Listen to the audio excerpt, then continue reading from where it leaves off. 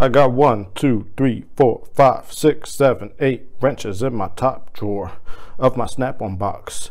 I think I'm missing. I got 1, 2, 3, 4, 5, 6, 7, 8 pliers in my bottom drawer of my snap-on box. Get ready to fix some cars. Get ready to fix. Let's go.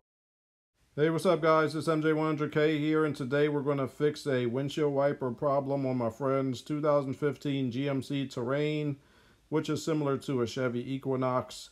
Let's get going.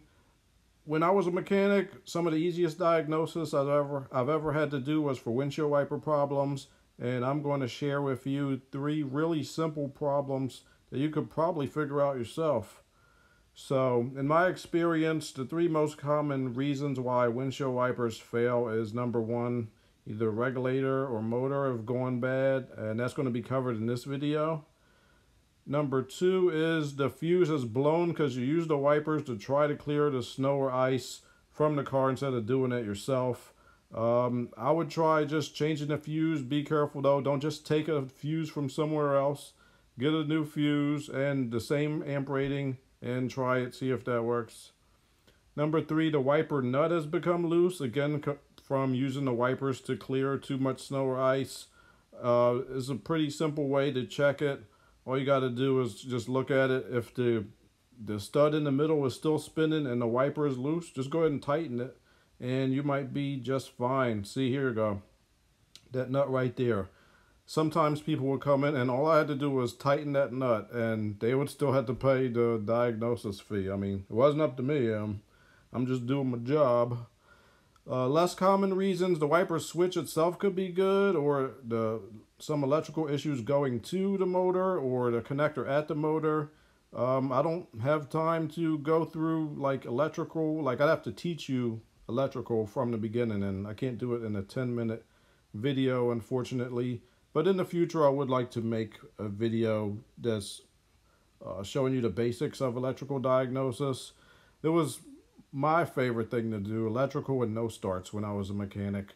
So one day I'll give you a video like that, but not today. Anyway, so yeah, let's get to the point. Enough nonsense. But first, I need to tell you a secret. I am the first person ever to beat Mike Tyson in Mike Tyson's Punch-Out in the world. And that includes the people who programmed the game, because originally they programmed it not to be able to beat Mike Tyson because he was undefeated, but I was the first one. And I just need you to know that. I'm going to let that sink in. All right, let's start the video. What's up, everybody? This is MJ100K, and today we're going to be trying to fix the windshield wipers on my friend's GMC Terrain. It's 2015. I think that's the same as a Chevy Equinox, similar platform. Anyway, the complaint is the windshield wipers will not operate. So let's verify the complaint. So you can hear them trying to move. I don't know if you can hear it, but I can hear the motor, right?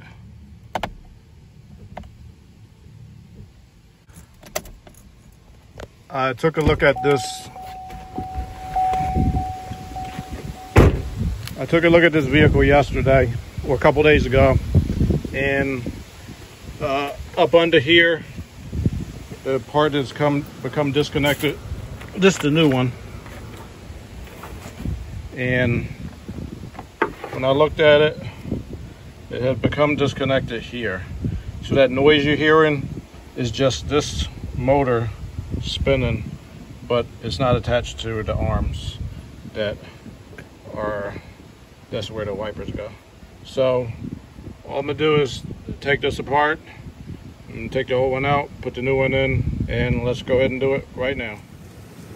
You got to take this plastic thing off. It just kind of pulls in one direction and then in the other direction. You'll see it when you get to it. It's not hard. All right, these little push pins, you got to take them out. I just use a little pick. There's 4 of them. The 2 in the middle are a different size than the ones on the edges, so don't mix them up. They're not going to fit back anyway if you mix them up, but try to keep them in order. Then you flip back this plastic thing and get that out of your way. Take the little caps off of the windshield wipers. 15mm socket you're gonna need to go ahead and take the nut off of these two. It's not too hard, just don't lose them, that's all. Just be careful. Go ahead and take the arms off. Don't mix them up because they're different. Alright, so then you gotta pull this whole plastic shroud off. It's like 5 white push pins in there to keep it in there. So just, you gotta use a little bit of force and pop it up. Get it out the way. Just make sure that you got all 4 of them because one of them came off when I took it out. See, had to use some needle nose to get it. So just make sure to get them all. If you lose one, I mean, I don't know, just get another one. Probably won't be the end of the world if you lose one of them, but put it back. See, Michelle said put it back, so put it back. It's serious business. Alright, and you gotta disconnect that windshield wiper hose on the driver's side. Take out the connector. You need a 10mm socket to get these 3 nuts off. And they have little rubber things in there just to keep them isolated, so don't lose them, just take them out. There we go. Then you can take the whole thing out and let me show you where it broke. Oh my gosh, it's crazy. Look right there, see, it popped off. You may be able to get this covered under warranty. Call your local dealership. Well, not warranty, but there may be a recall. See, that's the new one. That one's still connected. Yeah, my friend's wife, she called and they were like, oh, we'll reimburse you for putting a new one in. So call the dealership if you got this car, this little mini SUV. All right, yeah, so tighten down these 3 10mm. I have a torque wrench actually implanted into my arm that allows me to feel the torque. It's a German spec called Guten Tight. So just get it Guten Tight. Put the connector back on. See, I tested it right, but I didn't let them park right, but you'll see in the future. All right, see there it is. That's how it's supposed to be. So put the shroud back on, make sure all 4 push pins are in, get it into position, make sure they're lined up, or the white little push pins are lined up on the holes. And there's little rubber things on the side, just get them out the way at first and then get them back in there. So those rubber things, sometimes they deform and they don't want to go back into place, but just get them best you can. See those stupid rubber things. Whenever you take stuff apart to trim, sometimes don't want to go back the way it should, but I don't know, just do the best you can. That's what they're going to do at the dealership, is just get it the best they can anyway. Alright, see, yeah, just get it in there. Alright. This is very exciting stuff, people. This is what I live for. Fixing stuff. Here we go. Alright, so yeah, push those 2 things back down. And they're going to be holes. You're going to put the push pins back in the holes. Excuse me, sorry. Alright, then get the arms back on. Sometimes you got to wiggle them on there a little bit. When I was a mechanic, sometimes this part, like, you push it in there and then the arms they're not adjusted perfectly and you use them and they kind of hit each other. So sometimes you got to just do a little trial and error here. Yeah, so then you're going to go ahead and tighten that nut back. That's the 15mm in this vehicle anyway. Just tighten it down.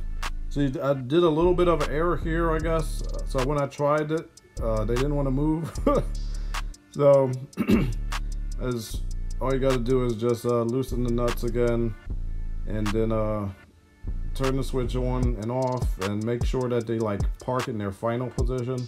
Just kind of, just maybe high speed, medium, and then low, and then boop, back to off, so that they'll park all the way, like in their resting position. See, that's what I'm doing there.